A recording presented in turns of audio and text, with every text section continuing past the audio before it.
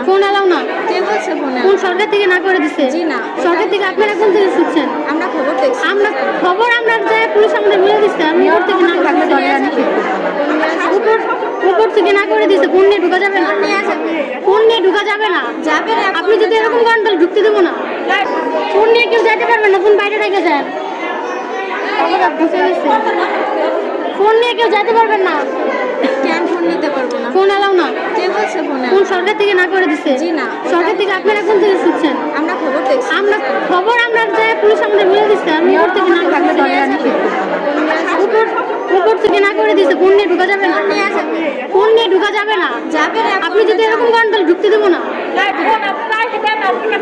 আমাদের কিছু রাখার পারমিশন নাই উপর থেকে না করা। ফোন নিতে বলছে। ওটা ও বলছিল। কে বলছে? যে বলছে তাই নিয়ে আসেন যান। আমরা উপর থেকে না করতে আমরা অনলাইনে করতে পারবো না।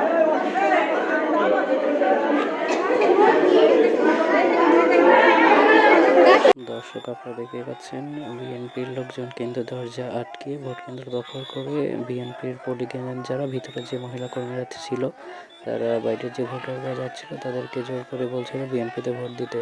সেটাই কিন্তু আমাদের এক বোন ভিডিও করছিল। তো তাকে কিন্তু সেখানে এই কেন্দ্রের যে আনসার এবং শৃঙ্খলা বাহিনীর যে লোকজন ছিল তারাও কিন্তু বিএনপির দালালি করছিল। তারা বলছিল ভোট কেন্দ্রে ফোন নিয়ে যাওয়া যাবে না। আপনারা তার মুখ থেকে শুনলেন।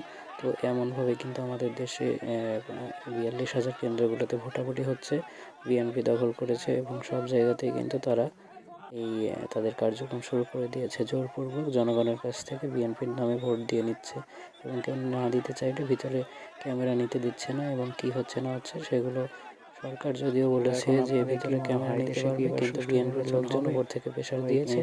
এজন্য আইন শৃঙ্খলা বাহিনী আনসার, ডিবি বা অন্যান্য পুলিশ সদস্যরাও কিন্তু কোনো কিছু করছে না।